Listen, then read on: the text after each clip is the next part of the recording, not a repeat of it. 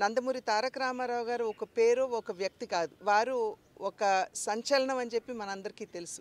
ఏ రంగంలో కాలు పెట్టినా కూడా ప్రపంచనాన్ని సృష్టించినటువంటి మహనీయులు వారు. చలనచిత్ర రంగంలో 320 సినిమాలకు పైగా వారు నటించి రాజు నుండి నిరుపేద వరకు, దేవుడు నుండి రాక్షసుడి వరకు, నాయకుడి నుండి ప్రతి నాయకుడి వరకు ప్రతి పాత్రలో జీవించి ఈరోజు తెలుగు ప్రేక్షకుల హృదయాల్లో చెరగని ముద్ర వేసినటువంటి వారు రాజకీయంలోకి వచ్చిన తర్వాత, ప్రజా ప్రస్థానంలోకి అడుగుపెట్టిన తర్వాత రాజకీయాలు కేవలం అధికారాన్ని ప్రాప్తించడానికి మాత్రమే కాదు, ఆ అధికారాన్ని సేవా మాధ్యమంగా ఏ విధంగా వినియోగించుకోవచ్చో అనేక సంక్షేమ పథకాలని ప్రవేశపెట్టి ప్రజలకి నిజంగా రాజకీయాలకి ఒక సరికొత్త నిర్వచనాన్ని పలికినటువంటి మహనీయులు వారు.